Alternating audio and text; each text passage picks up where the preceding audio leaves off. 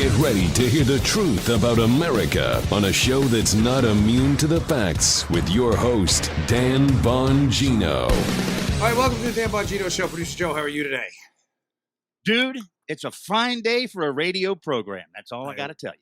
I always anxiously await your entrance onto the stage. You know, it reminds me of that movie, The Greatest Showman, when Hugh Jackman hands off the baton to his protege guy at the end, and he jumps. I'm waiting for you to start dancing, like elephants to start coming out. You start doing like the trampoline act or something. Joe, how are you today? All of a sudden, we cut to a wide shot of Joe. Hey, seriously, we have a stacked show today. I drove Joe and my wife Paula crazy last night producing today's show. Yeah. There's so much, and we'll see what we can get to. So let's not waste any more time. We had the bar testimony yesterday and just some astonishing video you are not going to want to miss. All right, today's show brought to you by our buddies at Helix Sleep. Helix Sleep makes the finest mattresses out there. Ladies and gentlemen, we love Helix Sleep in this house. This is a Helix Sleep household. Helix Sleep is a quiz. It just takes 2 minutes for you to complete and matches your body type and sleep preferences to the perfect mattress for you. Don't go buy some generic mattress made for someone else. Buy one customized for you. You a side sleeper like me, a hot sleeper like me too. You like a plush or a firm bed with Helix? There's no more guesswork or confusion and no more compromising on some second-rate mattress. Helix Sleep is rated #1, numero uno, the mattress by GQ and Wired Magazine. CNN called it the most comfortable mattress they've ever slept on. Just go to helixsleep.com/Dan. Take their 2-minute sleep quiz and they'll match you to a customized mattress that will give you the best sleep of your life. True story. We have one for my youngest daughter, Amelia, a Helix Sleep mattress. My wife goes inside to read her books at night and loves the mattress so much she falls asleep on that mattress. So we are getting another one now for our room so I can get my wife back and rescue her from my children who have taken my wife hostage at night. I love my kids, please, but I got to get my wife back. Thank you, Helix. And for couples, Helix can split the mattress down the middle, providing individual support needs and feel preferences for each side. It should be great because me and my wife like it a little different. They have a 10-year warranty, and you get to try it out for 100 nights, risk-free. They'll even pick it up for you if you don't love it, but you will. No worries there. Helix is offering up to $125 off all mattress orders for our listeners. $125 off mattress orders for all listeners at helixsleep.com/Dan. That's helixsleep.com/Dan for up to $125 off your mattress order. What a deal. helixsleep.com/Dan. Do not miss out. All right. Before we get to Bill Barr, let's go, baby. Let's go. Before we get to Bill Barr and just an astonishing dump yesterday on Jim Comey that got lost in all the Bill Barr stuff. Hat tip that undercover Huber Twitter account. Guy's great. I want to get to this Bernie Sanders thing because we are running in a 2020 election against a bunch of socialists who are out there screaming and yelling like a bunch of banshees. Rah! Screaming like Howard Dean style. We're going to go to the White House. Ah! Screaming about wealth redistribution and socialism. Bernie Sanders, at the tip of the spear, is leading the pack. So Bernie Sanders, as evidenced by his numerous speeches, tweets, and otherwise, he can't stand millionaires. He obviously doesn't like millionaires. He can't stand that Trump is wealthy. He can't stand, as evidenced by his tweet, that the Trump cabinet has people in there who have been successful. We have the tweet up on the screen. If you want to watch the show, you can go to youtube.com/Bongino. I'll read it for you. This was a Bernie Sanders tweet on his official verified account at Senator Sanders. Trump's, quote, anti-establishment cabinet of millionaires and billionaires, like he says it, is worth more than 1/3 of U.S. households combined. Oh my gosh, Bernie, raging against the dying of the light. Dramatic Bernie Sanders. He can't stand millionaires and billionaires. Well, what did we find out yesterday? New York Times story by Cheryl Gay Stolberg. Bernie Sanders, now a millionaire, pledges to release tax returns by Monday. New York Slimes. This is just peachy. So now we know why Bernie's been hiding his tax returns up till then. You know why? Because folks, take this to the bank, cash this check. Bernie Sanders has had a focus group together because he's a fraud and he's a hypocrite. He's the biggest phony out there. Mark my words. He has had a political focus group together. And he is trying to find a way. It's the reason he was delaying his taxes, to message to the public that he is, in fact, the very same person he rails against because he's a fraud. He is a lieutenant general in the fraud hypocrite brigade. He is leading. Charge! He's on the horse at the front of the hypocrite brigade, getting ready to attack. Bernie, he is the biggest phony out there. So his message now, because he was hit on this, check out this tweet, how he tries to message his new millionaire status. This is hysterical. This is comical in its tier 1 absurdity. There's a tweet from John Harwood. Bernie Sanders acknowledging that he's rich as he belatedly prepares to release his tax returns. This is so epic. This is hashtag epic fail. I wrote a best-selling book. If you write a best-selling book, you could be a millionaire too. Really? Well, listen, as my wife so kindly pointed out today, we do okay, but we didn't become millionaires from our books. Our books do well, but, we have to split them up. It was marketing, there's a lot of costs in it. And we had some researchers who helped out. And we did the right thing, but we didn't become millionaires. Bernie did. This guy is a fraud.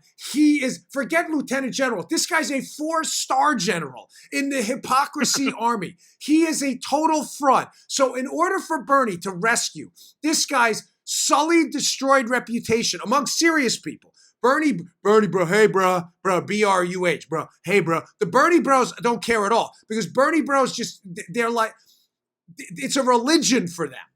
This is not based in reality. They won't understand that this guy is a hypocrite. He's been railing against millionaires and billionaires that he is one of them. Bernie bros, but reasonable people, his reputation is destroyed because he's a fraud. If you put together facts and logic and you say Bernie Sanders hates millionaires and billionaires and the aggregation of wealth, yet Bernie Sanders is a millionaire who has aggregated wealth himself. If you've been a best-selling book, you've been a millionaire yourself. Bernie should lead by example, and to rescue his sullied reputation, I have a suggestion. Remember, what was that movie with? Was it an Adam Sandler? Was it Billy Madison? You can do it. Remember Rob Schneider? Was that a Billy Madison? You can do it, Billy. I think, Bernie, you can do this. You can redistribute the money from these book sales. I expect you. I am now calling. Folks, let's start a movement. And here's what we do. Give it back. Hashtag on Twitter. Give it back. Send it, hashtag that to Bernie on all of his tweets. Give it back, buddy. You're a socialist. Your whole credo, your whole reason for being is that government is the best spender and allocator of resources. That individuals are not. That individuals who actually produce, aggregate, collect wealth, whatever, put wealth in a bank, accumulate wealth via business successes, that is not the best way to operate an economy. Your theory, Bernie, is the best way to operate an economy is to turn that money over to government. You are a socialist. Do the right thing. Lead. I will expect you at a minimum, to donate 50%. I'm being kind because socialists want full collectivization. In other words, the full collectivization of private assets to the government. I'll give you a pass.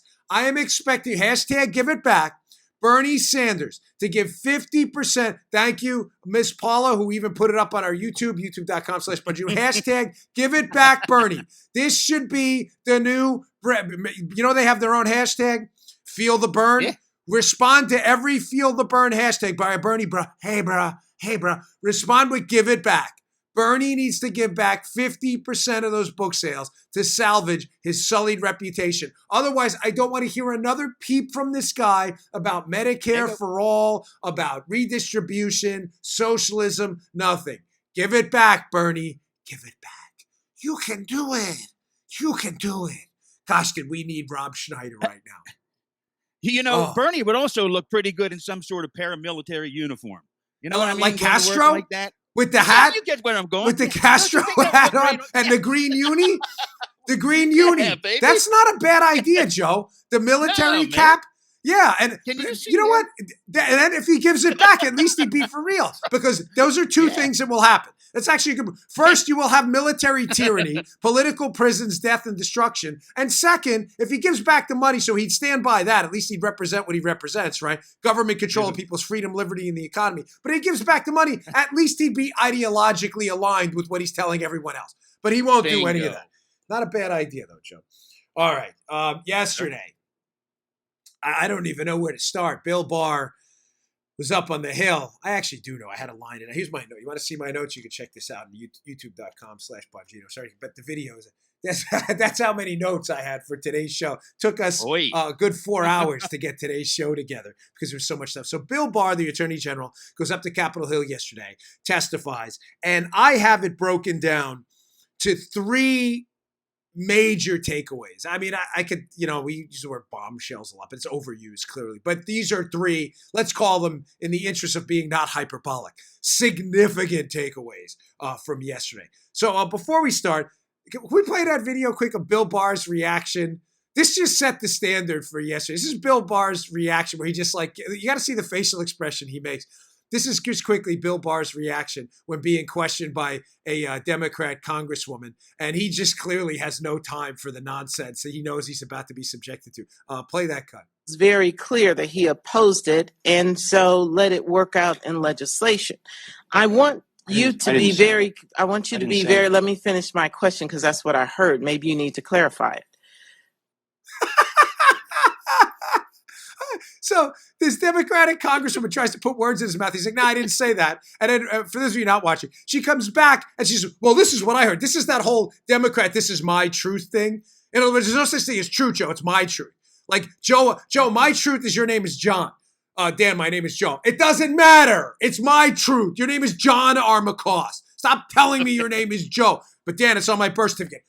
Dude, it's my truth. It's my truth. This is her truth. What Bill Barr is, I have a little cut from that later too. It happened to Candace Owens as well. Hopefully we'll get to it today, where it's their truth. It's not what Candace Owens or Bill Barr actually said. But you got to see Barr's face. For those of you listening on the audio, he just totally gasses this lady off, shrugs his shoulders like, okay, whatever. That's not what I said. But if you insist that's what I said, you just roll with that. Go right ahead. So that sets the tone.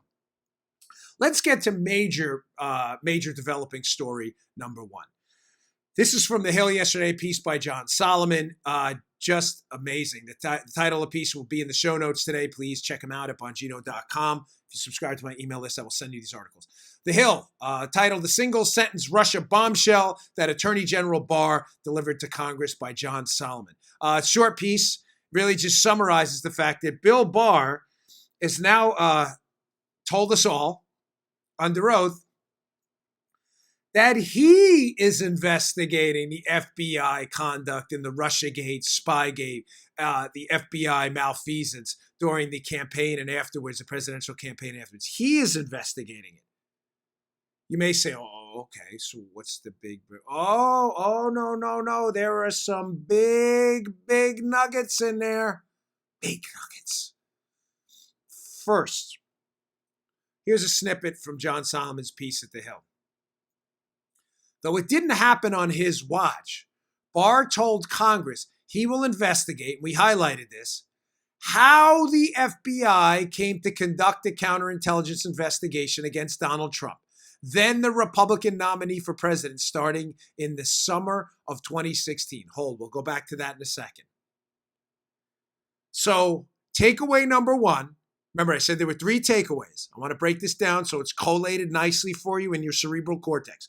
Takeaway number 1 is Barr, the Attorney General, is investigating himself, the FBI's conduct.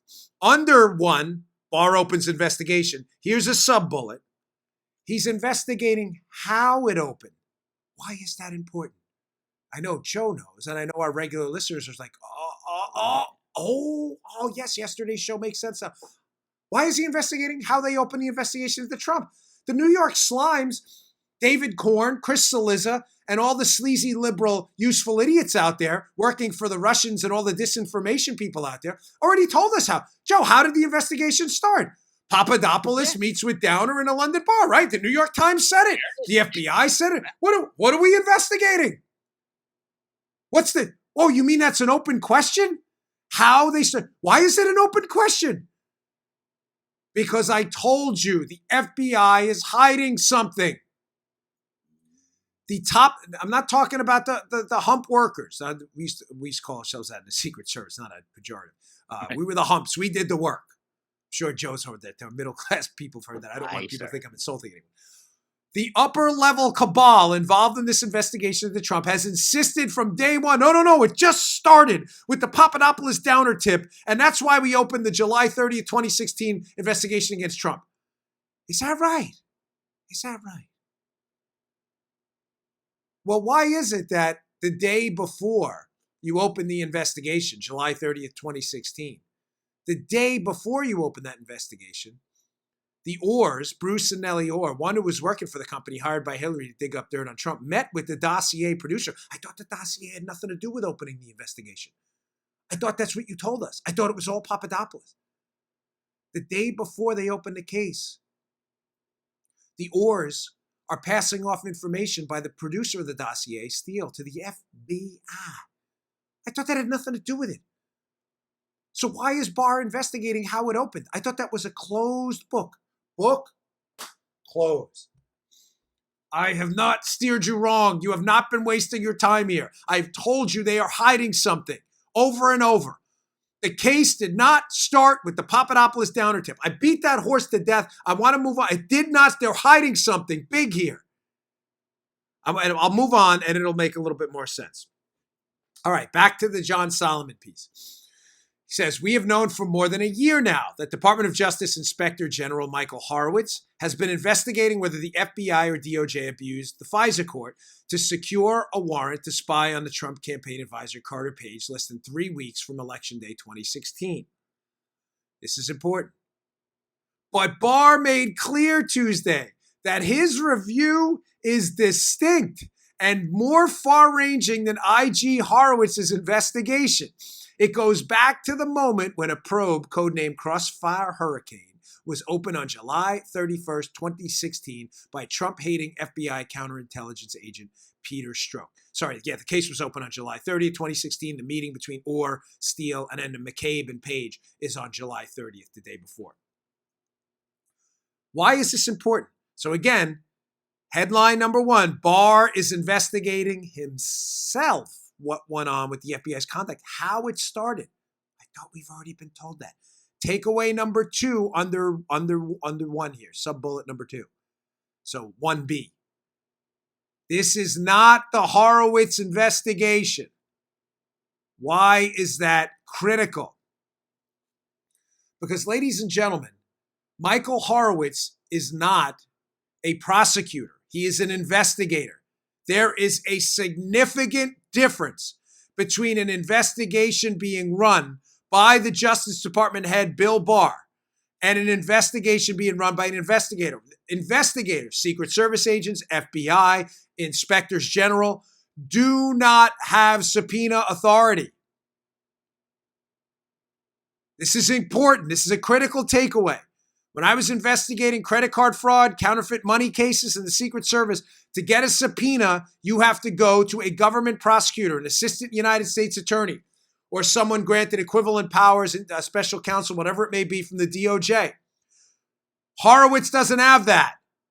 The fact that Barr is making crystal clear that he's doing a separate investigation with full subpoena power is going to be devastating for the cabal of idiots involved in this. Remember, I will insist to you from this point on, I've always insisted this, I will continue from this point on. This is the greatest spy story ever told. Except it's a story of idiots. There's no James Bond. There's a Bond James. There's a Bond Jane. There's a Bondo Jamie. But there is no James Bond in this. These idiots failed to cover their own tracks. And now Barr, with subpoena power, is looking into how it started. How it started, we've already been told that. No, you've been lied to. And he has subpoena power. Both, you wanted some technical terms, subpoena duce et tecum. In other words, produce some documents, produce some materials, bank records, whatever it may be, emails. Or a subpoena ad testificatum. In other words, you're going to testify about this. These people are in a world of trouble right now. Now, Devin Nunes appeared on Fox and Friends right before we, was it Fox and Friends or America's News? One of them, the morning shows, right before we got on the air. And also seemed to indicate what we've been telling you forever. The case did not start with Papadopoulos. I'll tell you in a minute what they're hiding. fairly obvious if you're a regular listener to the show, but it's important with this new hook, right? Nunes said it this morning on Fox as well. The FBI keeps saying the case started on July 31st, 2016. We believe it started a lot earlier than that. He said this morning, possibly back to 2015. Oh, boy. Who's been lying? Folks, this is going to get real good. Okay, so that's takeaway number 1A and 1B. Barr's investigating. He's investigating how it started, which is going to be a doozy. And he's investigating, separate from Horowitz, subpoena power. Oh, it's an awesome power. Here's takeaway number 2, the deuce.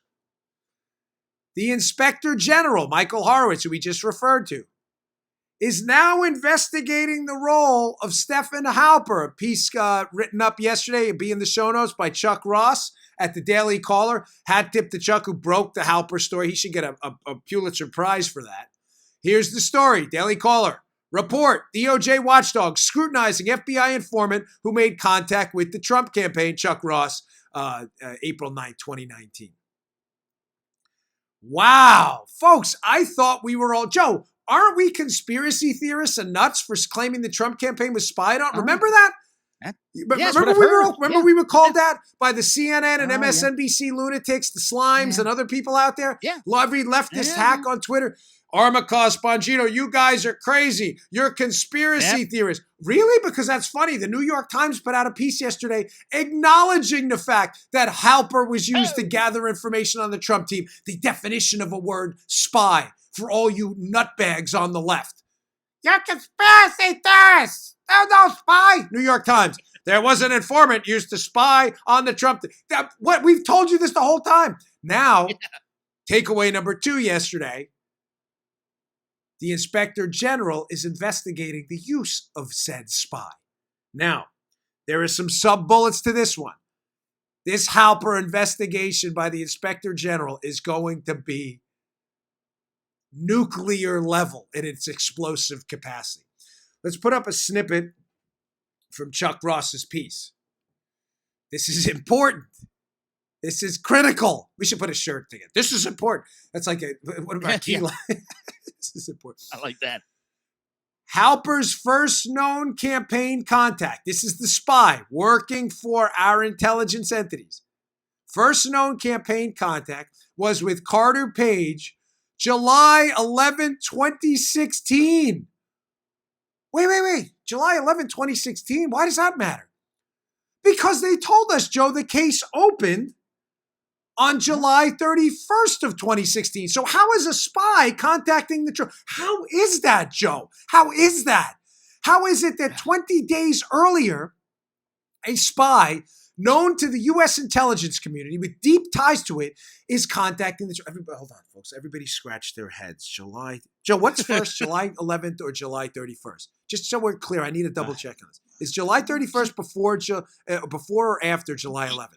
Yeah, it comes before. I'm pretty sure. Yeah. No, it actually comes after. Before. July 31st comes after, but that's okay. I screwed you. But I thought you said 11th. Yeah. I thought you. I Spider. I thought you said I was okay, Spider. You ever see Goodfellas and he shoots him in the leg? I'm not okay, Spider. Get me a drink. Paula, let's triple check this. Maybe I'll get my mother-in-law here. Paula, please. Is July 31st after July 11th or before?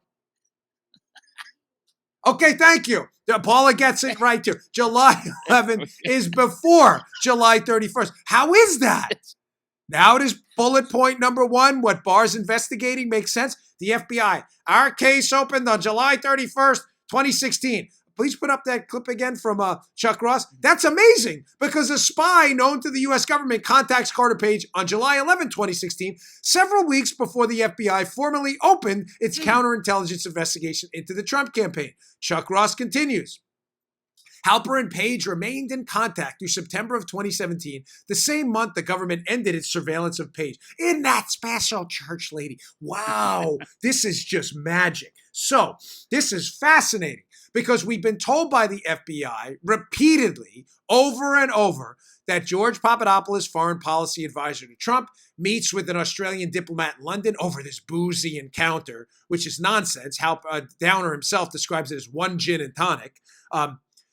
And Papadopoulos reveals to him that the Russians have information on Hillary, and this started our investigation on July 31st of 2016. Really? So he meets Page 2 weeks prior to them opening up the case. They say it doesn't exist yet.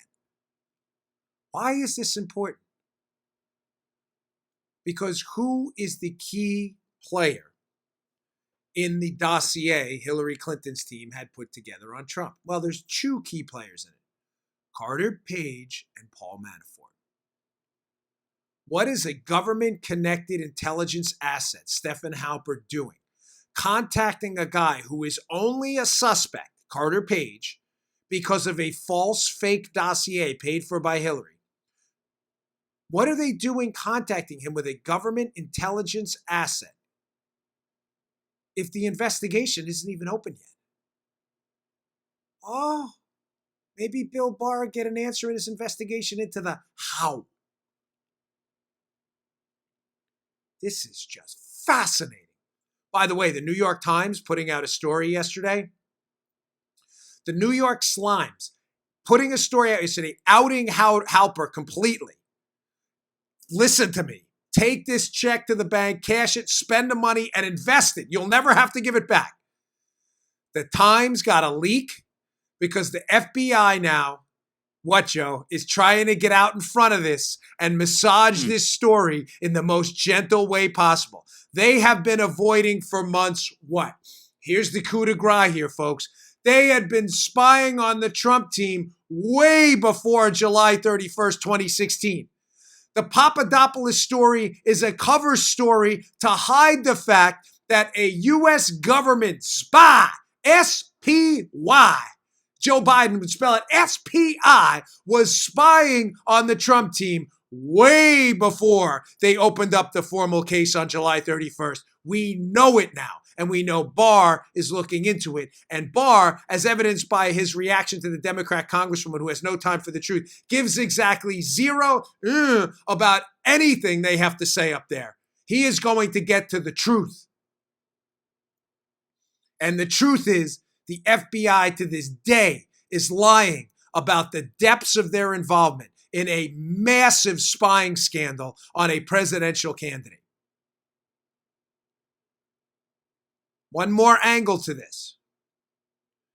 Ladies and gentlemen, the FBI, as we indicated in our first book, Spygate, on this, where we cover this in depth. Please pick it up if you haven't yet. In one of the chapters, we lay out the FBI's own rules for the use of spies, confidential human sources. I don't care what you call them. I care what they did. They spied. Halper was a spy. And Joe, what's awfully inconvenient in that is in the laying out of the rules necessary to spy on Americans, you cannot employ a confidential human source until something happens, Joe. A full investigation is open. Well, I'm confused. How is that? The FBI and the New York Slimes and Slimy Saliza and useful idiot David Corn have been telling us for months that a full investigation wasn't open on Trump until July 31st, 2016. How's that? If the spy made contact with the Trump team 2 weeks earlier than the case opened, and you can't use a spy until a full investigation's open, but the investigation isn't open for 2 weeks later. How is that? Oh, there was an investigation already open? Bank on it. Bank on it, babe, as Joe would say. Yes. Cash the check. Spend that money. They are lying to you. And Barr is all over it. You think that's a mistake in John Solomon's piece? Takeaway number one, Barr is investigating how they opened the investigation. You think that was just some typo? I told you Solomon knows the whole story. They are lying. The scandal's not just that they were spying on a Trump team. It's that they've been covering it up and they still are. No. It started with Papadopoulos. Wow, that's magic. because your intelligence asset contacted Carter Page, who only appears in the dossier, by the way, not in Papadopoulos' talk with Downer. And that happened 2 weeks earlier, and the FBI has to open a full investigation in order to use confidential human sources. How did that happen? This is me scratching my head. Also, the FBI, the Department of Justice is now looking into, via Michael Horowitz, the Inspector General, contact with Sam Clovis, as he lays out, Chuck Ross lays out in his piece. This is another critical takeaway. Sam Clovis was then a senior campaign official with the Trump campaign. We know that this spy, Stefan Halper, made contact with Clovis as well. How's that, Joe? Clovis didn't appear in the dossier. Clovis has never been charged with anything. Matter of fact, I thought you just told us this case started with a Papadopoulos tip to Downer. What is a U.S. government spy making contact with a political campaign official for, who has no connection whatsoever to Russian collusion?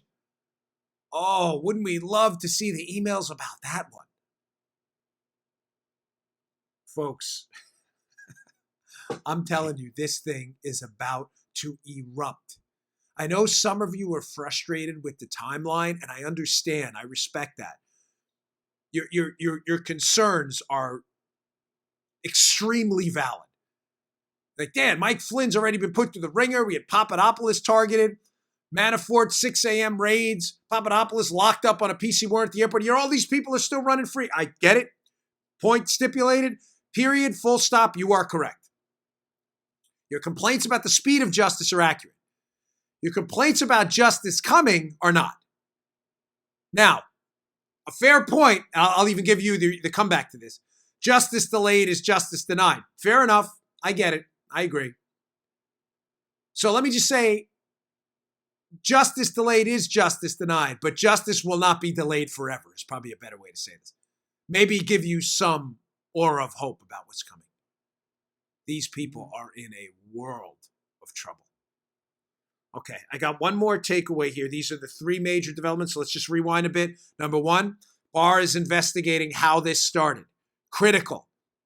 We've been told how it started, and it's a lie. Secondly, the Inspector General is now investigating Halper, who is an intelligence asset for the United States government, and his role in contacts with the Trump campaign before they started the investigation. This is going to blow this thing wide open. Takeaway number three. Bob Mueller declined a review of Bill Barr's report. I have a video of this. This is important, and it's not as simple as the media is making it out to be. If you listen to my show the other day, you'll understand the layers to this. But this is a little more complicated than this soundbite lets on, and I'll explain it when it's done. Here's Mueller describing, Bill Barr describing how Mueller didn't want to review his report. Did you contemplate having the special counsel's office help you with the preparation of your March 24th letter, or did you? We offered to have Bob review it before putting it out, and he declined. I didn't ask you about reviewing. I asked if you thought about having them help prepare the March 24th letter. I mean, they did the report after all. No, I didn't think about it. Why not? Because it was my letter. How do you not love this Bill Barr? I love this guy. Well, that was Charlie Chris, hapless congressman, the guy with the most permanent permatan I've ever seen in my life. Charlie Chris, I don't know what he does. Does he have like one of those easy bake ovens or something at home? But Charlie Chris used to be the governor of Florida. He's really an awful guy. He was a Republican. He couldn't stay out of power, so he switched over to be a Democrat. He says, well, I didn't ask about it. I asked if you asked Bob Mueller to help you prepare the report. Bill Barr's like, well, why would I do that? It's my letter. And he indicates there that Mueller passed on reviewing the letter. You may say, so what? What's the breaking news? Oh, listen to me, folks. Democrats never ask questions in front of national cameras on C-SPAN and cable news, like Charlie Chris. They never waste their time on inane questions they don't have the answers to. What am I getting at? Someone told Charlie Crist to answer that question. Why? Well, you remember last week's show? Bill Barr, before he was appointed Attorney General, was even in consideration for the position, wrote a memo as a private citizen indicating that the president could not possibly be guilty of obstruction of justice due to the information available publicly for the firing of Jim Comey. Mm-hmm. That's before Barr's appointed Attorney General, before he's even in consideration. Mueller, by refusing to review the letter that exonerates Trump that Bill Barr produced. Joe, this is slick. This is game theory by the left. Crist knows that by Mueller passing on reviewing the letter, it puts the responsibility for the exoneration of Trump on the obstruction charge, which Barr and Rosenstein do. They say there's just no evidence for this charge. Mm-hmm. Puts the responsibility on who? Barr. Mm-hmm. I told you this last week. Nothing happens at these hearings by mistake. Everything is fed to these congressmen. They're not smart enough to think of the questions themselves. Oh, you thought Charlie Crist thought of that himself? What are you, nuts? Folks, believe me, when you run for office and you meet these people, they are the most unimpressive people on the planet. I mean it. They are seriously unimpressive. I have conversations outside with hardworking manual laborers who I'm telling you are 1,000 times smarter, street smarts and book smarts, than these idiots up on Capitol Hill. I'm not kidding. Chris had that fed to him. Ask him if Mueller assisted in the review. Because if Mueller reviewed the letter, Joe, then what happens? The left's talking point about Barr made a unilateral decision on absolving Trump of obstruction would be gone because Mueller would have reviewed the letter. You get what I'm talking about? Right. Yeah, exactly. Yeah, that was slick. Yeah. Mueller knows exactly what's going on here. Uh-huh. Let me just read. I got to redo a little bit what I said last week. I said this is important yesterday. So Bill Barr writes this letter. He says this 4-page summary of the Mueller report is 2 bottom lines. Bottom line number 1, there's no collusion. There's really no dispute about that anymore. Mueller's even signed it because there was no evidence. Now, you may say, if Mueller's not a friend to Trump or Barr, why did he write that? Because they can't fabricate evidence. There was no collusion because there was no collusion. It's not a judgment call. You either have evidence of a conspiracy or you don't.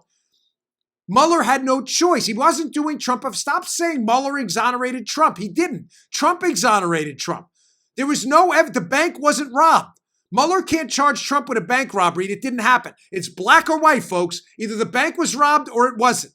Either there's evidence of a conspiracy with Russia or there's not. There isn't. Mueller had to write that. But Mueller hates Trump. So in order to keep the air of suspicion over the Trump campaign, they wanted to charge him with obstruction. Obstruction is a judgment call. It's the equivalent of with the NYPD, we had disorderly conduct. Some cops would charge disorderly conduct for screaming in the street about something. It's a judgment call. It's a judgment call. Because Mueller knows it's a judgment call. Whose judgment does he want on the record? Barr's. Charlie Crist knows this because Barr's already written a memo before he got into the position indicating that obstruction's nonsense. So what's the Democrats' line going to be? Think it through. Oh, listen, he was already predisposed to saying Trump wasn't guilty of obstruction. Look at this is Bill Barr giving him a pass. Now, you may say, well, that doesn't make sense because if Mueller has evidence of obstruction, why not charge Trump or charge him in his report? Because you can't indict a sitting president, but write it out in a report, Joe, and let them use it for impeachment. And then after Trump's impeached, charge him with obstruction when he leaves office. I explained this last week because they have no evidence of obstruction. Trump asked Jim Comey to investigate people guilty of malfeasance on his team. McCabe's admitted under oath there's no evidence. Mueller would never in a million years take an impeached President Trump removed from office to trial on an obstruction charge. So he does the slimiest thing possible. He passes the football to Barr. He lets Barr make the call. Barr reads the evidence on obstruction, realizes with Rosenstein it's garbage, says there's no obstruction, we're not going to charge him, gives the letter to Mueller. Mueller says, I don't want to see this. They then pass a question off to Charlie Crist. Hey, did Mueller review it? No, he didn't review it. Oh, he didn't? Also, it was Barr's call, the guy who wrote the memo before. This is typical Democrat sleazery of the umpteenth degree. So takeaway number 3, we now have it on the record that Mueller did not want to review the. Why would he not want to review? That's insane. Joe, you're an investigator, Bob Mueller, for the government, investigating a crime. I'm reviewing your report. I write a 4-page synopsis of what you say, and you're not even remotely interested in seeing it? Folks, read between the lines. Mueller is becoming a full-blown liberal activist. That question was fed to Chris to now set up suspicion that Barr is corrupted. Unreal. Unbelievable. So takeaway number 3, Mueller declined to review the letter for no good reason whatsoever other than to put the blame on Barr and to punt on a judgment call to Barr to make Barr's judgment appear suspect. All right, I got another tactical nuke that went off yesterday. Again, hat tip to at John W. Huber account. You got a Twitter, just a really good job. He pulled out a snippet from some now released documents about court documents from October about Jim Comey that are going to prove my theory that this was Mueller was corrupt the whole time. All right, before we get to that, today's show also brought to you by our buddies at Quip. One of the most important things we do for our health every day is brushing your teeth. I have a Quip. I love it. It feels like a power washing for your mouth. Yet most of us don't do it properly. Quip solves that problem for you. It's a better electric toothbrush created by dentists and designers. Quip was designed to make brushing your teeth simple, affordable, and even enjoyable. It takes all the guesswork out of it. It has sensitive sonic vibrations, gentle and sensitive for your sensitive gums. Sometimes people brush too hard, and some electric toothbrushes are just way too abrasive. It has a 2-minute timer that pulses every 30 seconds, reminds you when to switch sides. Up to 90% of us don't brush for the full 2 minutes and don't clean evenly. Too much on one side, not enough on the other. This solves all those problems for you. It has a multi-use cover, mounts to your mirror and unmounts. You can take it with you for travel. Brush heads are automatically delivered on a dentist-recommended schedule every 3 months for just $5. Why would they do that? Because 3 out of 4 of us use bristles that are old, worn out, ineffective. They're not cleaning your teeth. Quip is one of the first electric toothbrushes accepted by the American Dental Association and has thousands of verified 5-star reviews. Everybody in my house has a Quip. My teeth have never felt cleaner. The oral health in this house is top notch. Tier 1 level oral health in the Bongino household. I love it. That's why I love Quip and why they're backed by over 20,000 dental professionals. Quip starts at just $25. And if you go to getquip.com/Dan right now, you'll get your first refill pack for free with a Quip electric toothbrush. That's your first refill pack free with a Quip electric toothbrush. That's your first refill pack free at getquip.com/Dan. That's getquip.com/Dan. Getquip.com/Dan. Get Quip. Make sure that you get that right. Getquip.com/Dan. All right, folks, you'll love Quip. Check it out. All right.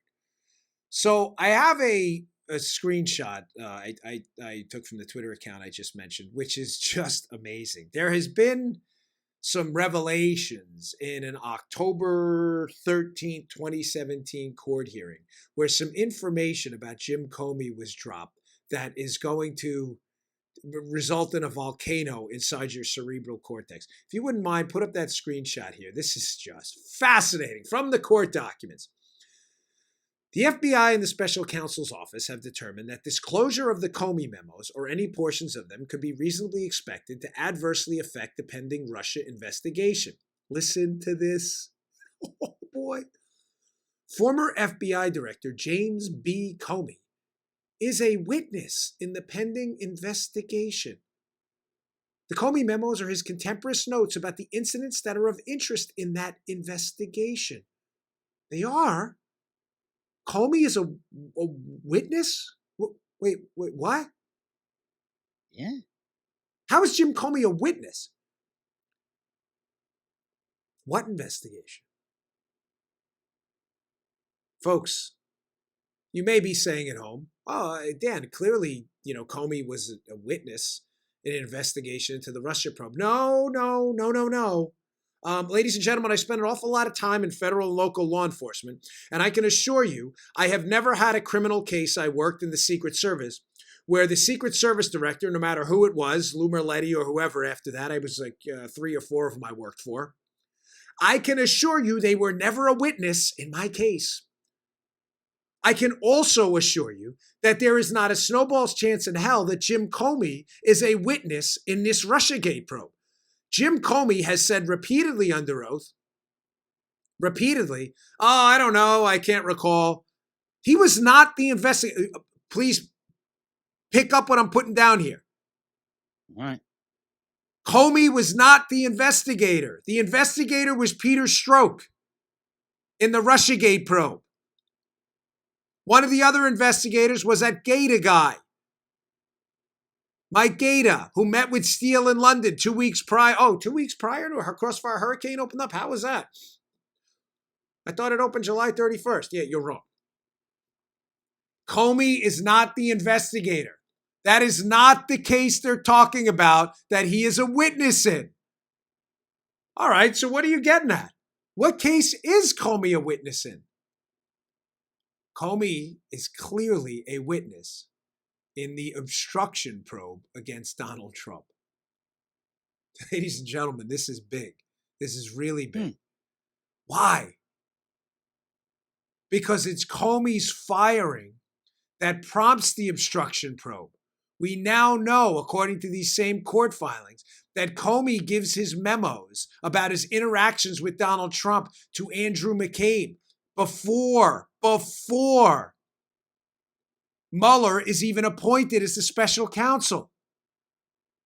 So think of how bizarre this is. Donald Trump, the president of the United States, who has full authority to hire or fire the FBI director for whatever reason he sees fit, a point acknowledged by Jim Comey himself under oath, fires the FBI director pursuant to a memo written by Rod Rosenstein about Jim Comey's stupid mistakes and malfeasance. Comey turns around after he's fired, gives the memos to his deputy director, his buddy McCabe, who then starts an investigation into the president for firing his boss, where Comey becomes a witness later on. There's no deep state. Conspiracy theorists. Are you sure? You elected the president of the United States, who has full executive authority to appoint, fire, terminate these people at his discretion. He fires them pursuant to a memo written by his deputy attorney general. The fired FBI director then institutes a deep state investigation to take down the same president that fired him by giving his memos to Andy McCabe. Now, you may say, well, Dan, you opened this up talking about the Mueller probe and how you believe it may prove you correct. Oh, I did. I've told you repeatedly, Mueller is not hired to investigate collusion. It's a hoax. Mueller's hired in May of 2017. He knows immediately, at the latest July of 2017, although I'll make the case, and he knew probably way before that, because his lead investigator, Andrew Weissman, Joe, already knows the dossier that's the bedrock of the collusion case is a Clinton campaign document. He was briefed on it in 2016. You tracking me? Mueller's lead investigator knows the whole case is based on a hoax dossier. Mueller is not hired to investigate collusion. His lead investigator knows it's a hoax. He was briefed on the hoax. Mueller is hired from day one to investigate obstruction. Why? Because it's a judgment call. You don't need the bank to be robbed. You can just make a judgment that you think the bank was robbed. And they could have kept this obstruction case open forever to dismantle the Trump presidency, which was exactly Weissman and Mueller's intent. The only thing that stopped them is the appointment of Bill Barr and subsequently before him as acting Matthew Whitaker to run the Justice Department. That's the only thing that slows this thing down. That's why it stops. Let me give you an example of what I mean, why this is important. If I'm trying to destroy Joe's career, Joe's the president of the United States, and I accuse Joe of being involved in a check kiting scandal, I'm eventually check kiting's when you send checks to credit card companies that bounce and you use that period to run up your account. Eventually, I'm going to need canceled checks and records from the credit card company. It's abundantly obvious if I hire a guy to help me investigate Joe who fabricated evidence against Joe, it's abundantly obvious that the case is a fraud from day one. But if I want to keep investigating Joe to ruin his life, because I can't produce credit card records, there are none, and nor can I produce a canceled check because Joe wasn't kiting checks.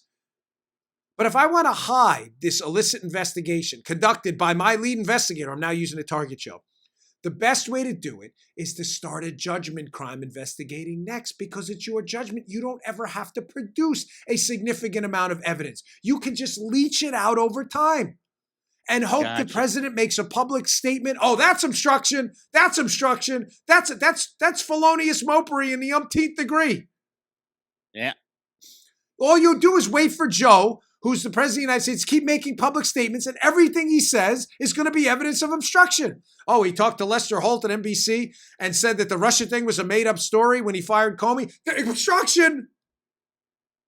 The evidence is the investigation. The investigation becomes the evidence. You leave a judgment call investigation open. You wait for any public statement by the president. You use every public statement as evidence of the obstruction charge you're keeping open to destroy the presidency. Now does this snippet from the court filings, now does this Jim Comey was a witness make sense? He was clearly a witness in this open-ended obstruction case for his own firing. This is incredible.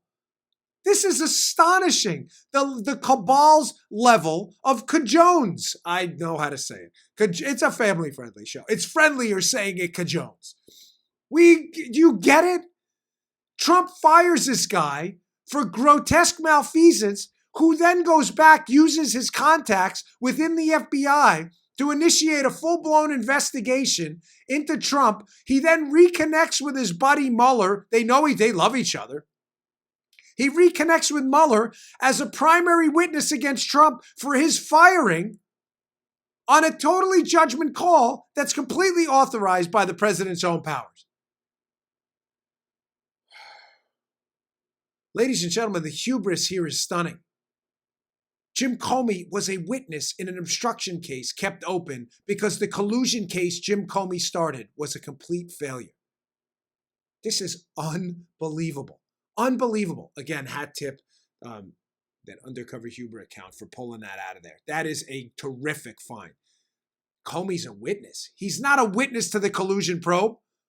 They're using Comey as a witness to obstruction because he hates Trump. This is huge. Yeah. And now we know he gives the memos to McCabe before Mueller's even hired. Hey, buddy, you want to start an investigation against that guy who just fired me? Orange man bad. Let's do it.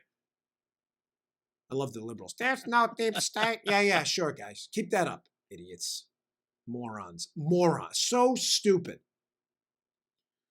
All right, moving on. I have two videos here. I'm going to call this the I Didn't Say. This is we'll end on a little bit of a funny. This is a very serious show today, but on a little bit of a kind of a funny note. And by funny, I don't mean funny on what happened to these people, but funny in how clueless the Democrats are. We'll call this the I Didn't Say That kind of semi-montage here. First, I want to play some outstanding video. It's short. Of Candace Owens. She works for Turning Point USA. She's a conservative activist. Happens to be a black female, which is irrelevant to any of us in the listening audience, but of course matters to the left that loves identity politics. Candace is excellent at defending herself. So Candace is up on Capitol Hill yesterday for a hearing on social media, and the absolutely hapless Democrat hack Ted Lieu, this congressman, a debunked conspiracy theorist nut, who is really, as his grasp at reality is tenuous at best, tries to impugn the character of Candace Owens by insinuating somehow that she's like a fan of Hitler, which is probably one of the dumbest things I've ever heard in my life. But listen to how Candace Owens responds to this. And we'll call this because this is what you have to do when you're ever debating liberals. You just have to call them out on their BS because they make everything up. Play that cut. Thank you. Miss Owens, I'm sorry. We just started recording. Would you like time to respond to that? Yes, I think it's pretty apparent that Mr. Liu believes that Black people are stupid and will not pursue the full clip in its entirety. He purposely presented an extracted clip. The witness will suspend for a moment. It is not proper to refer disparagingly or to a member of the committee. The witness will not do that again. Witness may continue. Sure, even though I was called despicable. Witness may not refer to a member of the committee as stupid. I didn't refer to him as stupid. That's not what I said. That's not what I said at all. You didn't listen to what I said. Folks, please. Shaggy. Folks, please, if you don't mind, even if you listen on audio, and the audio covers most of it, but go to the YouTube account, youtube.com/Bongino. Please check out the video thing because I just want you to see Jerry Joe, you saw it. You said, Paulie, you see Jerry Nadler's face? Hack Democrat Congressman Jerry Nadler, another conspiracy theorist. Jerry Nadler's face because he's so not used to a strong woman like Candace Owens calling him on his BS. Oh, that's not what I said. That's not what I said. Did you not listen to me? That's not what Nadler goes, whatever. I didn't say that. And then I love Candace Owens' opening. Mr. Liu, Ted Liu, the other conspiracy theorist who tries to impute her character saying somehow she supports Hitler. I love her opening line. Mr. Liu thinks Black people are stupid and they won't watch the whole video. Good for you, Candace. Calling this guy Liu, this nut. And Liu's like, you got to see Lou's face. Lou looks even dumber than Nadler. It's classic. So that's the first Democrats trying to put. Candace Owens did not call Ted Lieu stupid, although he is pretty stupid, by the way. I would have happily called him stupid because he is. She said that Lou thinks Black people are stupid, and I love that she defends herself. I didn't say that, and of course you can't play that without playing Bill Barr calling out another Democrat congresswoman who again tries to put words in people's mouths. Very clear that he opposed it, and so let it work out in legislation. I want you to be very. Let me finish my question because that's what I heard. Maybe you need to clarify it. Well, their truth is never the truth. There's the truth, and there's no like your truth, my truth. Let me give you an example because maybe liberals need basic math to figure this out. Oh, no. Here, Joe, let's do a diagram. Hold on. Need a piece of paper.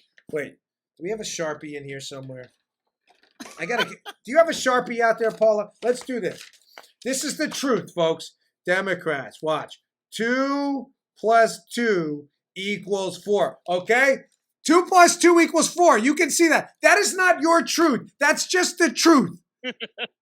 I played the little, that's not what I said, because that's what the Democrats want you to believe, that their truth matters, the truth. That's not what Candace Owens said, and it's not what Bill Barr said. But you see crap like this all the time, and it's super frustrating. Oh, man. All right, I thought we'd just end on a kind of semi-humorous note today. All right, I've got some more stuff tomorrow. I'm going to try to get to this John Kerry thing. I couldn't get to it today, but John Kerry just getting completely owned. Joe, keep that for tomorrow, Paulie, too. By Congressman Tom Massey. John Kerry getting just destroyed on basic environmental questions. Isn't it good? So we'll play that tomorrow, and I don't want to tie it into an AOC thing she did on the religion of environmentalism because it's become a religion. So we'll play that tomorrow. So sorry for throwing a curveball into the show, but it's, this was just stacked stuff today. All right, folks, thanks again for tuning in. I really appreciate it. Please subscribe to our YouTube channel, youtube.com/Bongino. You can also subscribe to the audio show on iTunes, SoundCloud, iHeartRadio. Please subscribe. It helps us move up the charts, helps other people find the show. We don't have a huge marketing budget here, so our growth has been organic, to use the buzzword, and is entirely attributable to you. So we really deeply appreciate your support. Thanks a lot. I'll see you all tomorrow. All right, today's show is brought to you by our buddies at Brickhouse Nutrition. They make one of the finest nutrition supplements out there. Hey, here it is. Field of Greens. Field of Greens. Now, you'll notice that's empty. Why is that empty? Just like my bottle of Foundation or other great product, I use this. This is the finest fruit and vegetable supplement out there. This is real food, Field of Greens. This is not cheap extract. This is real ground up, healthy fruits and vegetables, the key to a long, great, healthy life. Your cognitive abilities look better, feel better. perform better. Field of Greens, it's your fruit and vegetable insurance. I love it. Use the product twice a day. It tastes great. This is real, healthy, high-quality fruits and vegetables. Think of it as your fruit and vegetable insurance for a long and healthy life. Go to brickhousenutrition.com/Dan. Pick up a jar of Field of Greens. This is empty. I need some more because we use it, me and my wife too. Field of Greens, available at brickhousenutrition.com/Dan. That's brickhousenutrition.com/Dan. Pick it up today. You just heard the Dan Bongino Show. You can also get Dan's podcasts on iTunes or SoundCloud. And follow Dan on Twitter 24/7 at DBongino.